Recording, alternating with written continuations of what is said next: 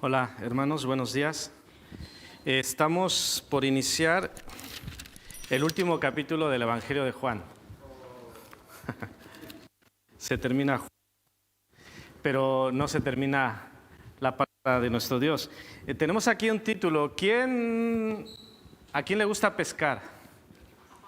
Vosotros. ¿Y sois buenos pescadores? No. Bueno, yo debo decir que nunca he ido a pescar. Nunca he ido a pescar, de hecho no sé ni siquiera sé nadar, así que soy un desastre acuático. Pero hay otras maneras de pescar y vamos a hablar un poco sobre esto. Hemos visto los primeros 14 versículos del capítulo 21 del Evangelio de Juan y si podéis mirar en el capítulo 20, ¿dónde estaban los discípulos?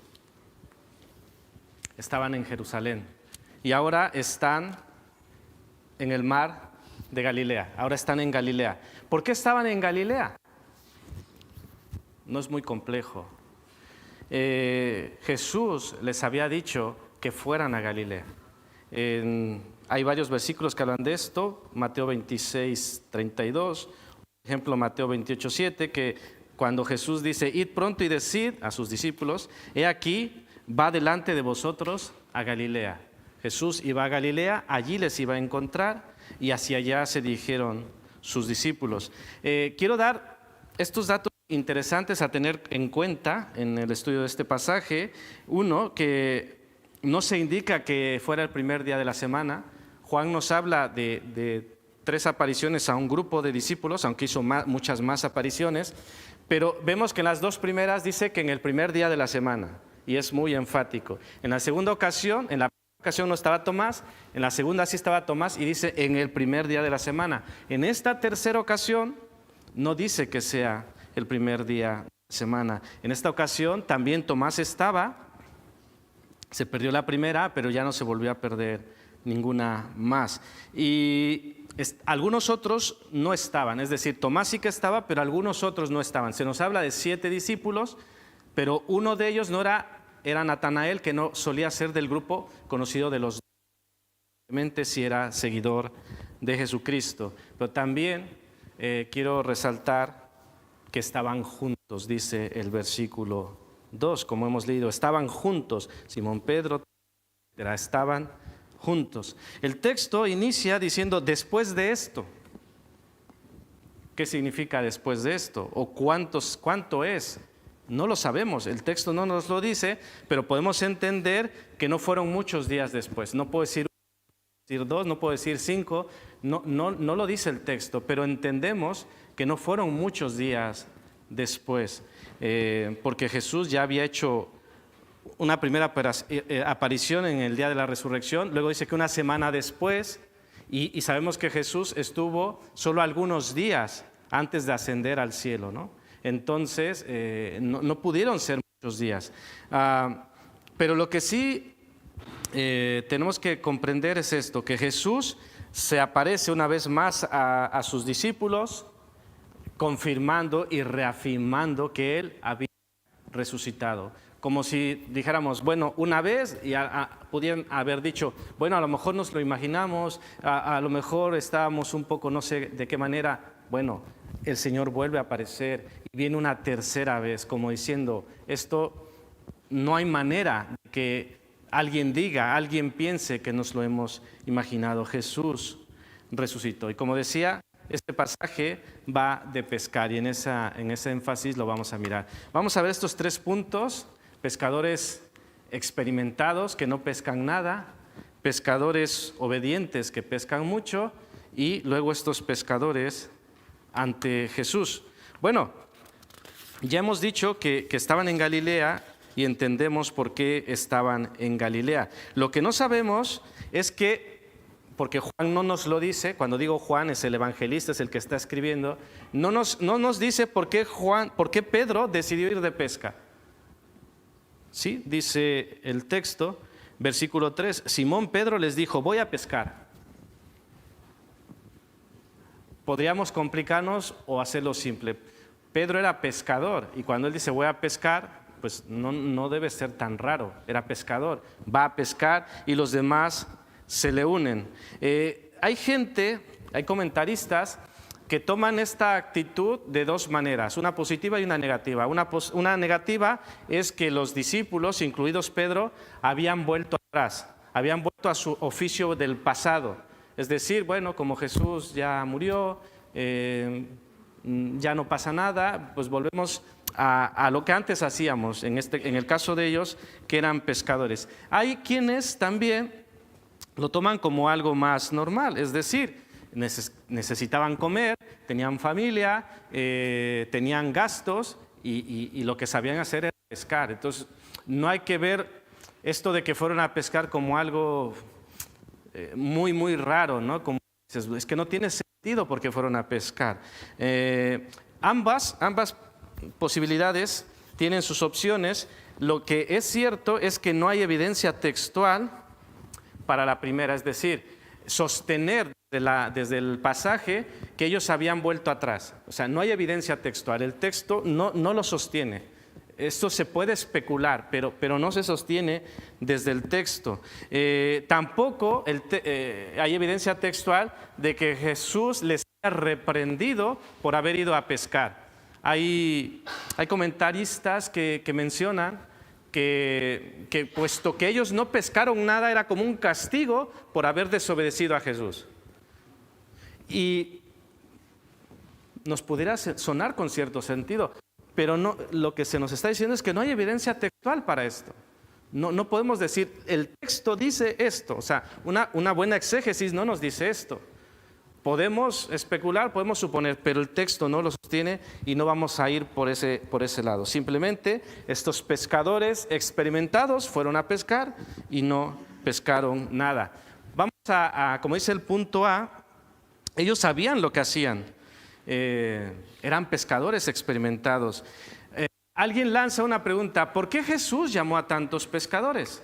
¿Por qué entre ese grupo había tantos pescadores? Algunos mencionan que, bueno, casi hay seguridad de que eran 5, eran pescadores. Otros dicen que hasta 7 de ellos pudieron haber sido pescadores. ¿Por qué Jesús llamó a tanto pescador? Y tampoco quiero meterme mucho en esto, ¿no? En Galilea, estando el mar, pues había muchos pescadores. También podemos pensar en que la labor para la que Jesús les estaba llamando, pescadores de hombres, pues era una buena transición, ¿no? De ser pescadores de peces a ser pescadores de hombres. Pero además, también alguien resalta las características de un buen pescador y que son necesarias para lo que el Señor pensaba y quería. Por ejemplo, un pescador debe ser valiente, dependiendo de donde nos metamos, ¿no? Pero esta semana, sí, antes de que operaran a Fernando, porque ahora que le han operado no puede hablar. Pero antes decía que le gustaba ir mucho a pescar y que una noche estaban así, mucho reposo, pero que vieron una aleta muy grande así rondando y que se asustaron y tuvieron que, mejor se marcharon de ese sitio. Entonces, yo supongo que, os he dicho al comienzo, yo no he ido a pescar, no los detalles, no conozco lo que va a significar esto, pero según qué lugar, según qué circunstancia, hay que ser valiente como pescador. Hay que saber también trabajar en equipo. ¿Sí? Los que han ido a pescar, ¿es necesario saber trabajar en equipo? Sí, hay que trabajar en equipo y también hay que saber recibir órdenes, ¿no? Hay un capitán y las órdenes se cumplen. Y esto también es importante, además de la concentración que deben tener. Bueno, estos hombres, como decía, sabían lo que hacían. Además, tenían lo necesario. Tenían una barca, tenían redes y tenían las habilidades como buenos pescadores. Pero ¿esto era garantía de una buena? No, tenían los elementos, estaba el mar, las redes, la barca, pescadores experimentados, pero esto no garantizaba de ninguna manera que hubiese una gran pesca. Y de hecho no lo hubo. Dice el texto, hemos leído, que pasaron toda la noche y ¿cuántos pescaron? ¿Cuántos peces? Dice que ninguno. Yo podía pensar, bueno, por lo menos 1, 2 o 3. Ninguno. los pescadores trabajaron toda la noche. Y no era este pasaje es muy parecido al de Lucas 5, otro pasaje que también se denomina la pesca milagrosa. Dice así, versículos 4 y 5 de Lucas 5. Cuando terminó de hablar, dijo a Simón: boga mar adentro y echad vuestras redes para pescar. Respondiendo Simón le dijo: Maestro, toda la noche hemos estado trabajando y nada hemos pescado, mas en tu palabra echaré la red. Así que, ¿cuál es la mejor hora para pescar? Los que sabéis de pesca, ¿cuál es la mejor hora para pescar? Por la noche. Yo leía un poco sobre esto y bueno, hay teorías y también puede pensarse que dependerá si pesco en el mar, si pesco en un lago, si pesco en un río. También dependerá quizá de la estación del año, quizá dependerá de qué región del mundo. O sea, puede haber muchos factores, pero pareciera, de acuerdo al texto, que en el mar de Galilea y en esa época del año, lo suyo era pescar de noche. Porque los pescadores que sabían su labor y que conocían ese mar, pues podían ir y hacerlo de noche. Pero aún con ello, tampoco era garantía. ¿Sabéis? La barca, las redes, los pescadores experimentados yendo en la noche, ¿qué pescaron? Nada. O sea, tampoco, con todos estos elementos, había una garantía de una buena pesca. De hecho, el versículo 3 nos dice el resultado. Dice que no pescaron nada. Tenían las herramientas, tenían las habilidades, pusieron la dedicación, pusieron el esfuerzo, pasaron muchas horas, pero no pescaron nada. Había frustración, que podemos concluir de que pescadores experimentados con todos los elementos necesarios finalmente no pueden pescar nada. Entonces, si todos estos elementos no garantizan una buena pesca, ¿qué garantiza una buena pesca? ¿Qué diríais?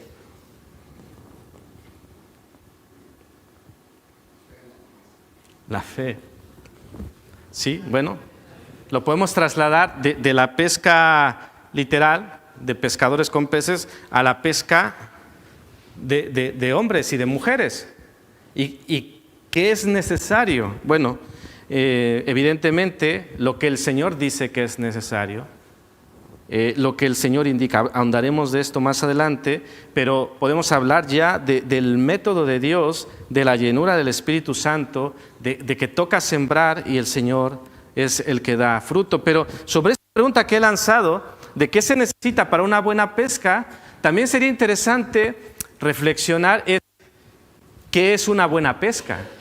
Porque a lo mejor una buena pesca para alguien puede no ser una buena pesca para alguien más. O a lo mejor, en el sentido literal, decir una buena pesca es muchos peces, pero quizá en el terreno espiritual una buena pesca no signifique muchos peces, entendedme, en el sentido de la imagen.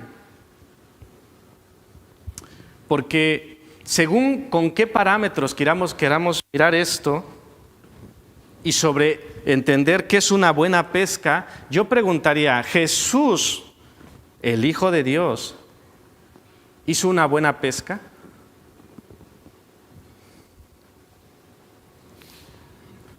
¿Jesús hizo una buena pesca con los pocos que eran? ¿Qué diría? Es una pregunta un poco ahí, ¿no? Porque dices, bueno, a Jesús le siguieron multitudes, pero los que finalmente le siguieron, los que finalmente permanecieron con él, ¿eran multitudes? No. Entonces, según con la lente que se vea, ¿Jesús hizo una buena pesca? Yo diría que sí. Pero porque no estoy viéndolo desde lo numérico. O sea, no lo estoy viendo desde, mira, ¿cuánta gente? Jesús no le siguieron o no permanecieron con él tantas personas. Y sin embargo, yo creo firmemente que él hizo una buena pesca. Por eso es importante que profundicemos y entendamos qué es una buena pesca en este sentido, no solamente desde lo numérico. Bueno, vamos al punto número 2, que dice, los pescadores, estos mismos pescadores obedientes, ahora resulta que pescan mucho.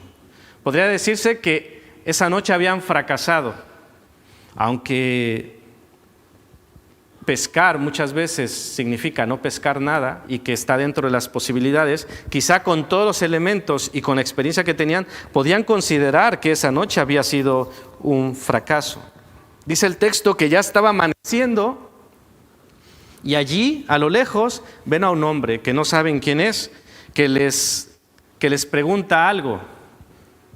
Y luego de que les lanza esta pregunta, les da una instrucción. Estos discípulos, hasta ese momento, no reconocían a Jesús. Podemos pensar, ¿por qué no le reconocían?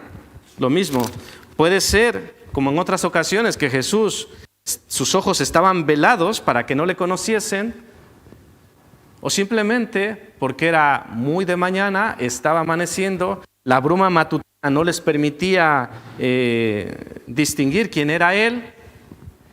El texto habla de 200 codos, ¿no? Que esto, según qué codo, son entre 90 y 100 metros de distancia. No era demasiada distancia, pero imagina que ves allí a 100 metros a una persona que está amaneciendo, hay bruma y dices, es que no sé quién es, no distingo quién es. Pues Jesús toma la iniciativa y les lanza esta pregunta: ¿tenéis algo de comer? Esta pregunta es un poco como la que le hizo a María Magdalena. ¿Recordáis cuando María estaba llorando y le dice, ¿por qué lloras? ¿Jesús sabía la respuesta? Sí, Jesús sabía por qué lloraba, pero ella no sabía que estaba llorando por la razón incorrecta y tenía que entender por qué estaba llorando. También esta pregunta, ¿tenéis de comer? Jesús ya sabía que ellos no habían pescado nada y ellos también sabían que no habían pescado nada, pero yo creo que esto es importante, que nosotros sepamos y reconozcamos cuál es nuestra condición y cuánto es que necesitamos de Él. Sin Él nada podemos hacer. Fijaros lo que dice Romanos 3, 10 y 12. Como está escrito, no hay justo ni aún uno. No hay quien entienda. No hay quien busque a Dios. Todos se desviaron, a una se hicieron inútiles. No hay quien haga lo bueno. No hay ni siquiera uno. Bueno, el tema de que ellos no reconocían a Jesús, nosotros en su momento tampoco reconocíamos a Jesús, ¿de acuerdo? Podemos sostenerlo desde nuestra propia experiencia y podemos sostenerlo de las Escrituras, que dice que no hay quien busque a Dios, no hay quien haga lo bueno, no hay ni siquiera uno. Es decir, ninguno de nosotros distinguía a Jesús. Y así como hemos dicho que muy probablemente a ellos era la bruma matutina lo que no les permitía ver a Jesús, puede ser que a nosotros la bruma de este mundo nos impedía, y a algunos aún les impide ver a Jesús. Y sobre esta bruma de este mundo, ¿qué pensáis? ¿Qué sería la bruma de este mundo en cuestión práctica? Cuestión figurada nos la imaginamos, ¿no? Aquello que impide ver a Jesús. El pecado, las distracciones de este mundo, ¿no? Aquello que enturbia la visión de lo que es Dios. Incluso nosotros a veces podemos ser elementos de distorsión de quién es Dios. Hay gente que no viene a Dios por los cristianos o por los que decimos ser cristianos. Y esto es el antitipo, ¿no? Es decir, por el testimonio de la iglesia, por el testimonio de los cristianos, es que la gente debería conocer a Jesús y venir a Jesús. Y a veces sucede lo contrario. ¿Con quién conversaba hace poco? Que era un poco el tema. Es decir, Es que no recuerdo con quién. Pero ese rechazo a Dios, ya sé con quién, ya recordé con quién. Era una persona en el banco que, en plan, Dios no existe, Dios no es, pero ese rechazo era más por lo que había visto en la gente, en la gente que decía seguir a Cristo. Y a veces nosotros somos parte de esta bruma que impide que la gente reconozca a Jesús. Así como Jesús tomó la iniciativa con estos discípulos, Jesús también ha tomado la iniciativa con nosotros. Jesús vino a nosotros. Jesús se encarnó y vino a buscarnos, de manera que como ellos, como Juan pudo decir, es el Señor, y que nosotros también podamos mostrar a Jesús a la gente, de manera que la gente vea en Jesús al Señor, vea en nosotros a Jesús, el Hijo de Dios.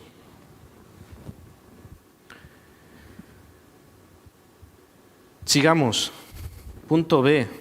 Dice, los discípulos obedecieron a Jesús, versículo 6. En Lucas 5 hemos visto que la indicación fue ir más adentro, pero en este caso es tira la red al lado derecho. Pensemos, ellos habían ido a pescar toda la noche, pero en ese momento de la instrucción ya no es de noche, ya está amaneciendo. Preguntamos, ¿entonces sería la mejor hora para pescar al amanecer? ¿Qué decís? ¿O simplemente Jesús hizo una señal más? Ellos, pescadores experimentados toda la noche, y ahora Jesús le dice, arrójala al lado derecho, bueno, a mi derecho, al izquierdo vuestro. Y dice que las redes contenían muchos peces, aunque no se rompía, pero eran demasiados. Ante esta instrucción de este extraño hasta ese momento, porque recordemos que hasta ese momento ellos no sabían que era Jesús. ¿Cómo solemos llevar la instrucción de un extraño? Imagina que tú eres experto en algo y viene alguien y te dice, hey, no, hazlo así. ¿Cómo solemos llevar eso? No, tú me vas a decir a mí. Hace poco, con el permiso de Raúl, hubo una barbacoa en el colegio Synergy y había ahí una disputa de expertos asadores, claro. Claro, es que decir, yo sé hacerlo y viene otro y me dice cómo hacerlo. Hay problemas, ¿no? No me vas a decir a mí cómo asar la carne. Y esa reacción la solemos tener en el campo que creemos dominar o creemos tener experiencia. Pero ellos, el texto no nos aclara por qué, ellos no dijeron nada, ellos simplemente obedecieron.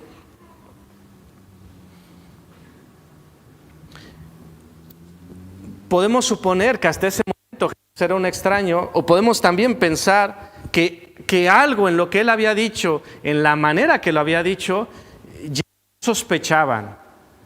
En realidad no podemos saber exactamente por qué no se opusieron en ningún momento, en ningún sentido, y simplemente obedecieron. Pero sobre lo que estaba diciendo, que a veces una instrucción la llevamos mal, pero que hemos de pensar que siempre necesitamos la instrucción de Dios. Aunque nos sintamos expertos, aunque llevemos muchos años en cierto oficio y realizando ciertas cosas, que confiemos, que no nos relajemos y que no pensemos que somos suficientes, y sobre todas las cosas, en las cosas de Dios. Las cosas pasan. Muchos de vosotros sabéis que yo tuve un accidente, me caí de muchos metros de altura y bueno, yo no lo hice en sentido consciente de ser sobrado y tal, pero me confié, estaba en mucha altura, no estaba protegido y pude morir. 6 o 7 metros de altura, caída libre, pude morir. Es decir, te relajas y ¿qué puede pasar? Bueno, en las cosas del Señor no podemos ir como yo soy suficiente. En las cosas del Señor siempre necesitamos la instrucción de Dios. Mayormente, ¿de dónde tenemos la instrucción de Dios? Su palabra. Pero también pensemos que en ocasiones esa instrucción de Dios puede venir en voz de un hermano, a través de una predicación, a través de un mensaje de una persona, y que no rechacemos, sobre todo cuando esta palabra viene conforme a lo que es la voluntad de Dios. No estoy diciendo que todo lo que nos diga la gente vale, pero si es un hermano, una hermana espiritual, un hermano, una hermana de buen testimonio, y que nos está diciendo algo que es de la Biblia, podemos pensar que es la instrucción del Señor. Y que no reaccionemos de esa manera negativa, ¿no? Rechazo, me está diciendo esto. Y que haya un rechazo de nuestra parte. Entonces consideremos la actitud que estos hombres tuvieron, obedecieron, echaron la red donde Jesús les había dicho y obtuvieron una gran pesca. En ese momento, dice el versículo 7, que los discípulos reconocieron al Señor. Echad la red a la derecha de la barca y hallaréis. Hallaron qué comer, pero sobre todas las cosas, al obedecer, hallaron a Jesús. En ese momento, Juan exclamó, es el Señor. ¿Cómo se dio cuenta Juan? ¿Qué diríais?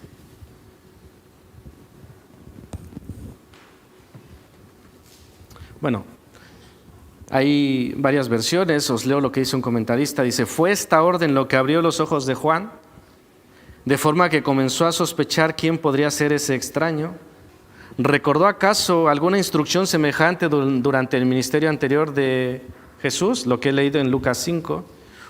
¿Hubo algo en la voz de este extraño, es decir, calma, seguridad, autoridad, que impresionó a estos cansados pescadores? ¿Qué sería? ¿Qué sería? Y esto lo digo yo, ¿fue acaso la familiaridad y la ternura de esa expresión de hijitos? Porque es como se refiere a ellos Jesús. Versículo 5, y les dijo, hijitos, ¿tenéis algo de comer? Una expresión muy cercana, muy familiar. Y quizá ya Juan ahí es que comienza a decir, no sé quién es, pero lo que ha dicho y cómo suena, la instrucción, la autoridad, y luego ver la pesca, quizá todo sumó, todo se juntó y concluyó, es el Señor. Tiene que ser Él, solo puede ser Él. Y vemos la reacción que tuvo Pedro cuando Juan dijo esto. Juan se dio cuenta que era Jesús y lo compartió con los demás. Lo compartió no solo por compartir, sino efusivamente. Es el Señor. Se asombró, se sorprendió e inmediatamente compartió lo que había descubierto. Así que estos discípulos, obedeciendo la instrucción de Jesús, ¿qué obtuvieron? Una gran pesca. Obedeciendo, atendiendo a la instrucción del Señor. Os quiero compartir lo que dice Lucas 15, 4 y 5. Dice, permaneced en mí y yo en vosotros, como el pámpano no puede llevar fruto por sí mismo, sino permanece en la vid. Así también vosotros, si no permanecéis en mí. Yo soy la vid, vosotros los pámpanos. El que permanece en mí y yo en él, éste lleva mucho fruto, porque separados de mí, nada podéis hacer. Así que es en la obediencia, es en la instrucción del Señor en que podemos tener buenos resultados. Obedezcamos a Jesús, compartamos efusivamente a Jesús y pensemos en aquella instrucción que el Señor nos haya dado. Jesús le dijo a sus discípulos, echad la red a la derecha. Yo quisiera lanzar esta pregunta, ¿qué instrucción te ha dado Jesús esta semana? Si tú vas a su palabra, cada día, estoy seguro que te ha dado una instrucción esta semana. ¿Qué instrucción te ha dado esta semana?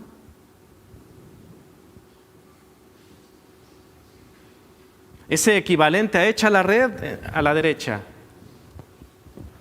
Ellos la ejecutaron. ¿Tú ya la ejecutaste? Podría decir, es que no sé qué voy a ejecutar si no he recibido instrucción ninguna.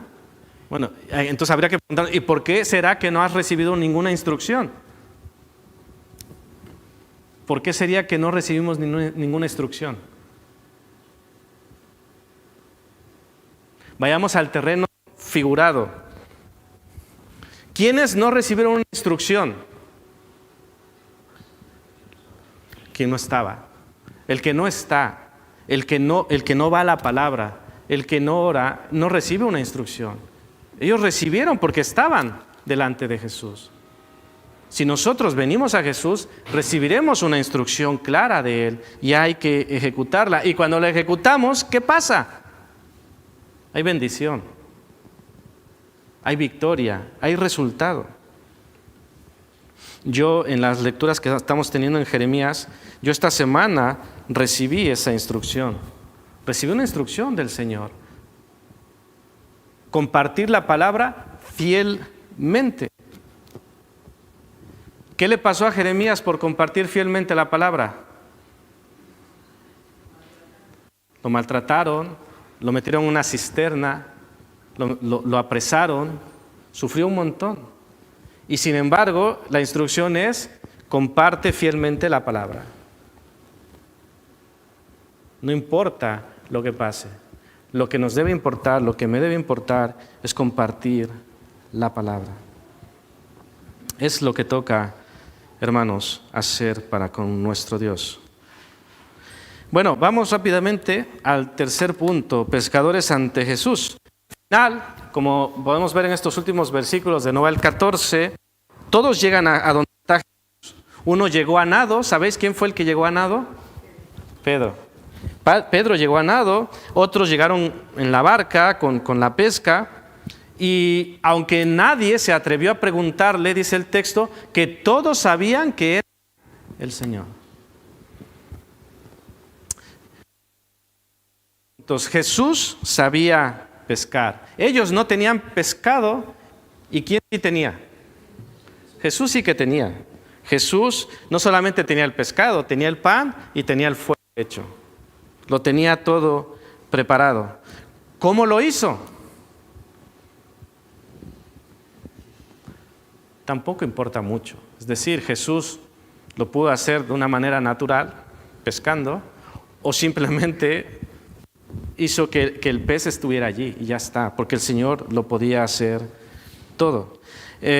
Así que pudo hacerlo de cualquier manera. Pero lo que quiero decir es que Jesús sabía lo que ellos necesitaban. Vamos al terreno físico. Después de una noche de mucho trabajo, de mucho esfuerzo, de mucha frustración, ¿qué es lo que ellos necesitaban?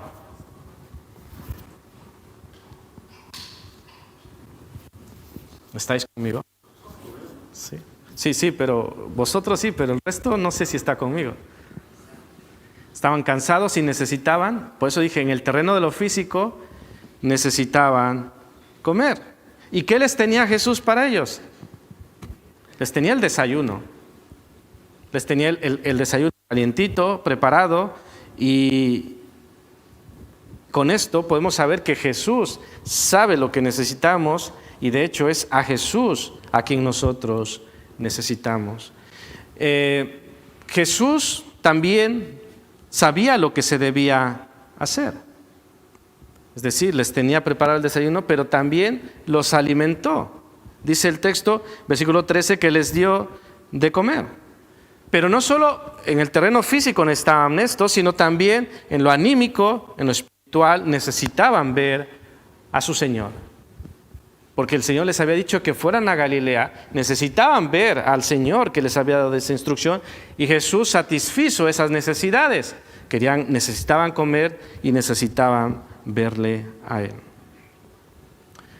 Cuando dice el texto, y no quiero andar mucho en esto, pero no quiero dejar de mencionarlo, que un pez y un pan mencionan los comentaristas, y que luego se lo repartió a 7 discípulos, dicen aquí hubo un milagro de la multiplicación. ¿Jesús pudo hacerlo?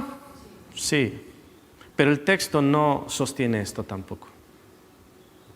pero tampoco importa mucho. Es decir, había muchos peces que ellos pescaron, podía haber sido un pez grande, un pan grande, en sí no es el mayor énfasis, pero no quiero dejar de mencionarlo porque se especula mucho esto, que era una multiplicación del pez y del pan. Bueno, sabemos que desde la Biblia el Señor podía hacer esto y lo pudo haber vuelto a hacer, pero el texto en sí no nos está diciendo que lo haya hecho, aunque lo podía hacer.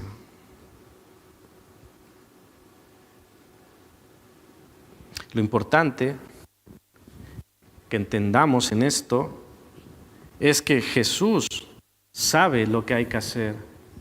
Jesús tiene lo que se necesita y Jesús sabe cómo hacerlo. Pero es que además nos enseña cómo hacerlo y nos da lo necesario para hacerlo. Os leo estas 3 líneas que me parecieron muy importantes de un comentario. Dice: cuando nuestra travesía es difícil y tormentosa, es un consuelo para nosotros saber que el Señor nos espera en la orilla. Cristo está muchas veces más cerca de lo que nos imaginamos. Ellos habían pasado una mala noche. Estaban cansados, agotados, tristes, frustrados. Pero ¿quién los esperaba en la orilla? Jesús. Y Jesús los esperaba con lo que ellos necesitaban. Jesús estaba cerca, aunque ellos hasta cierto momento no sabían que estaba allí. Entonces, ¿quién sabe cómo pescar? Jesús. ¿Quién sabe qué es lo que necesitamos? Jesús. ¿Quién sabe lo que se debe hacer? Jesús, ¿cierto? Entonces, captamos el mensaje. ¿Qué es lo que debemos hacer? ¿Cómo debemos hacerlo? ¿Cuándo debemos hacerlo? El que nos indica es Jesús. Es decir, a la manera de Él, en el método de Él, con las herramientas de Él, con el Espíritu Santo de Él.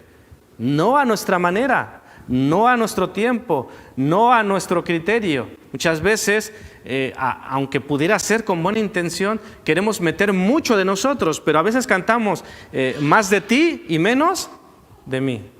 Y debe ser algo que debemos desear, más de ti, menos de mí. Habla tú y que no hable yo. Es decir, que recibamos el mensaje, que demos el mensaje que Él quiere dar. Vamos a ir a unas aplicaciones. ¿Dónde están los peces y a quién debemos llevar los peces? Estamos hablando de pesca. Una pregunta sencilla. ¿Dónde están los peces?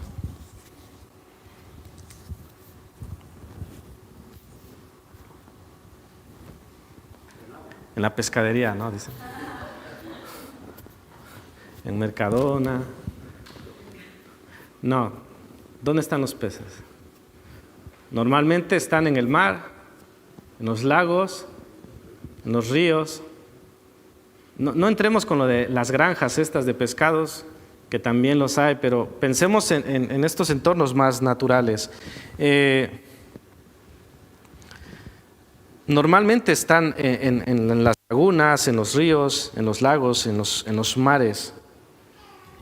Entonces, necesitamos saber dónde están los peces, necesitamos tener las herramientas, la capacitación que el Señor nos da para poder pescar. Esto ya estoy hablando en el terreno de la aplicación, en el terreno espiritual.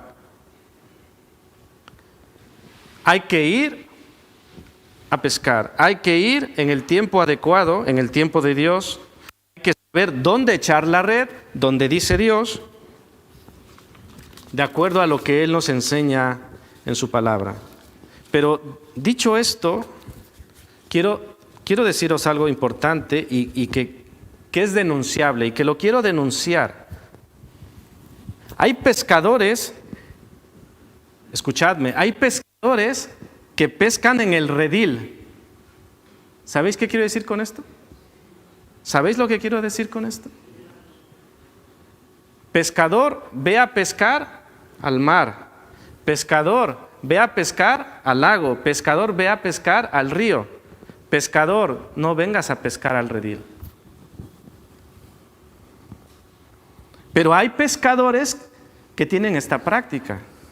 Hay gente de iglesias con motivaciones incorrectas invitando a personas que están en una iglesia a que se vengan a su iglesia. ¿Y por qué lo denuncio?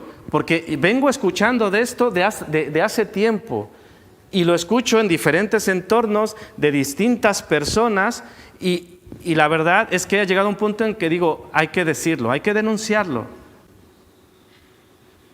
Porque es una práctica que se está acrecentando. El Señor me envía, me dice, id a hacer discípulos. ¿A dónde lo tengo que hacer? Afuera, con la gente que no es creyente. Pero hay gente que parece que entiende que ir a hacer discípulos es ir a las iglesias, hacer una campaña y traerlos a mi iglesia. Y ya fui y ya hice discípulos. Por si acaso decir que la gran comisión no se trata de eso. No lo hagamos nosotros, pero tampoco es agradable que otros lo hagan con nosotros. Y sin embargo, hay gente que lo hace. Gente que llama, fulanito, fulanita. ¿Es esa la gran comisión? Yo creo que no. No sé si alguno de vosotros cree que esa es la gran comisión. Pero parece que hay gente que entiende que eso es la gran comisión. ¿Es esto correcto? ¿Es esto prudente? ¿Es esto la instrucción de Dios? ¿Es esto tirar la red al lado derecho? Sobre la segunda cuestión de dónde llevar los peces, dónde están los peces y a quién debemos llevar los peces, Jesús les dijo en el versículo 10, traed de los peces que acabáis de pescar. Traed los peces. ¿A quién debemos llevar los peces? A Jesús. Como decía, nuestra misión es hacer discípulos, que el que no conoce a Jesús, conozca a Jesús. Esa es nuestra misión. El que era incrédulo, que ahora crea. No el que crea, ahora crea aquí donde yo estoy. ¿Y cómo conseguimos que el que no crea, ahora crea? ¿Cómo se consigue?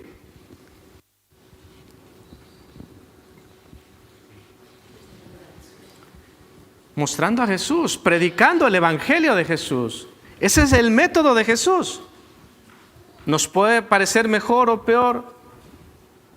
A veces podemos pensar, es que no es efectivo, es que la gente necesita más. El Señor dijo que prediquemos la palabra. Ese es el método de Jesús. Que la gente la rechaza. ¿A quién rechaza? A Jesús.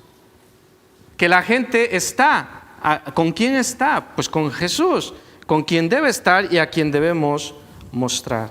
Ciertamente hemos de poner lo mejor de nosotros, hemos de prepararnos, pero lo cierto es que la gente venga a Jesús no dependerá de nosotros. Entendedme, sí tenemos una labor que hacer porque el Señor nos la ha asignado, pero que no tiene que ver netamente con nosotros, sino con la obra del Espíritu Santo de Dios, cuando predicamos la palabra. Es decir, nosotros no salvamos a la gente, le llevamos ante quien sí que puede salvarlos. Cuando nosotros hacemos esto de llevar a los peces, entendedme y con respeto, ante Jesús, a veces, según los parámetros humanos, pudiera parecer un fracaso. Pero yo pregunto, ¿qué es un fracaso? Según qué parámetros utilicemos, ¿Jesús fracasó? Alguien diría, hombre, cuando estaba en aquella cruz había 3 o 4 personas. Desde esa perspectiva podría hablarse de un fracaso. Pero desde la perspectiva divina, ¿qué fue eso? Victoria. Victoria, una gran victoria sobre el enemigo. Destruyó el imperio de la muerte.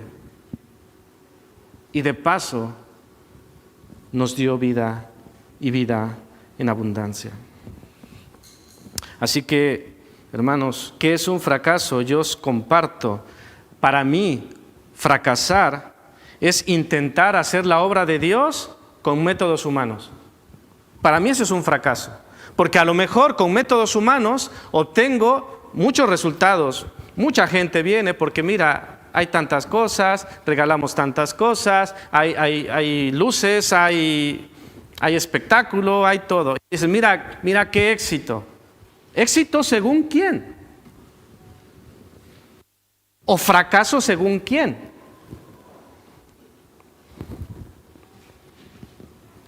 Si hacemos las cosas como el Señor dice que las hagamos, no puede haber fracaso.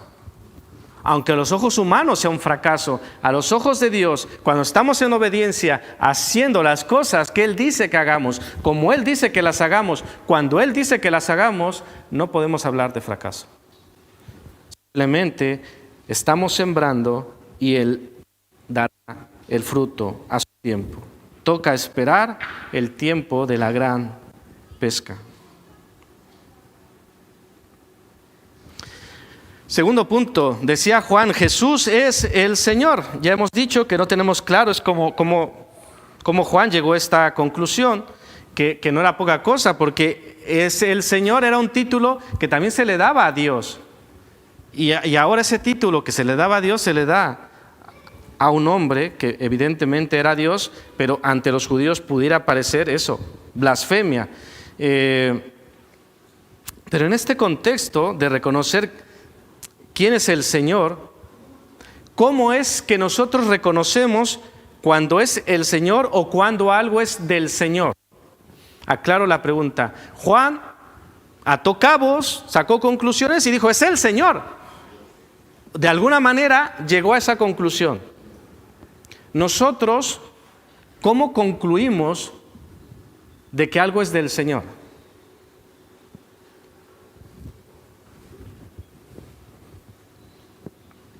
Pero sobre todas las cosas, ¿cómo reaccionamos ante algo del Señor? Y estoy apelando a la reacción de Pedro. Cuando Juan dice, ¿es el Señor?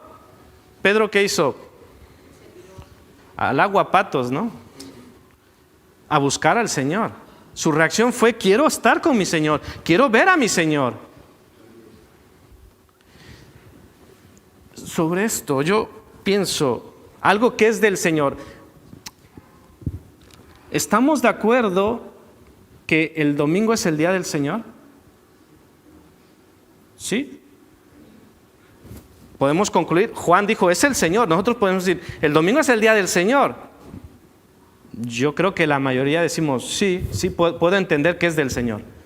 Que el Señor lo sostiene y que el Señor lo dice, que el domingo es el día del Señor. ¿Cómo reaccionamos ante esto?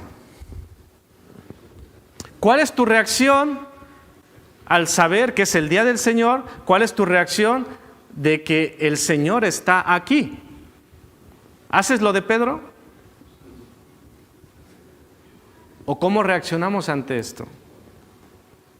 ¿Saltamos del bote? ¿No nos importa no haber dormido?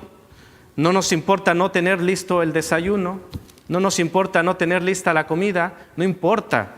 El Señor tiene el desayuno listo. El Señor tiene la comida lista. Pero muchas veces decimos, no, es que tuve una mala pesca. Mejor me quedo aquí. Pedro no le importó nada. No habían dormido, estaban agotados, estaban frustrados, pero cuando escuchó, el Señor está allí, yo voy allí, yo quiero estar allí con mi Señor. Y se encontró con el desayuno preparado, se encontró con el mismo Hijo de Dios. Podemos decir lo mismo que el salmista dice en Salmo 122:1, yo me alegré con los que me decían, a la casa del Señor iremos. ¿Podemos decir esto realmente? ¿Realmente nos alegramos de venir a la casa del Señor? No es como, tengo que ir a la casa del Señor, es domingo. No, me alegré, es que realmente quiero estar con mi Señor. Y si tengo que ir nadando, voy nadando. Me alegré con los que me decían, a la casa del Señor iremos.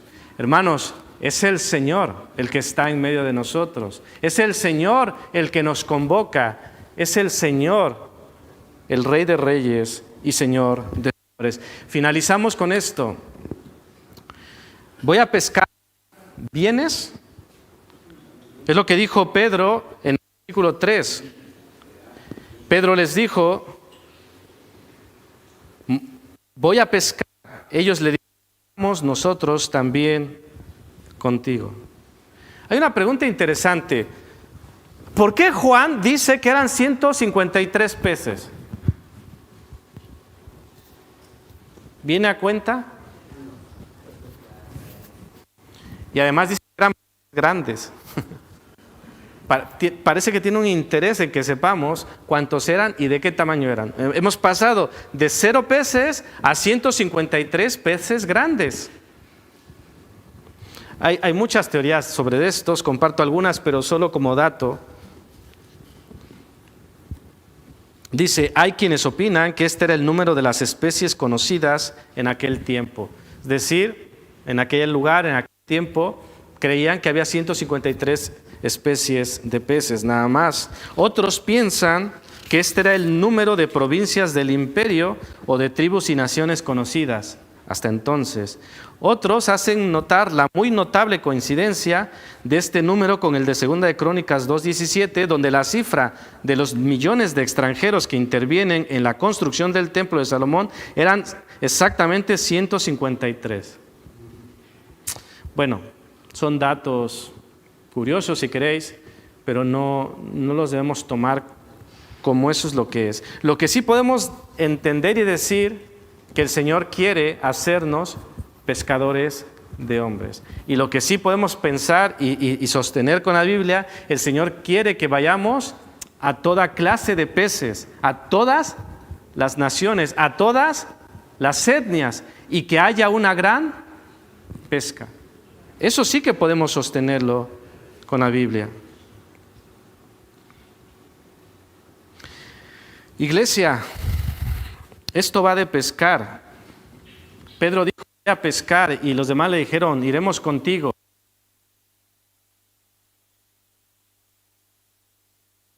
¿Vas a pescar? ¿Qué decís? Sí. Piensa en pescar. Piensa, antes de que te emociones, ¿qué implica venir? ¿Qué dijimos al principio que necesita un pescador?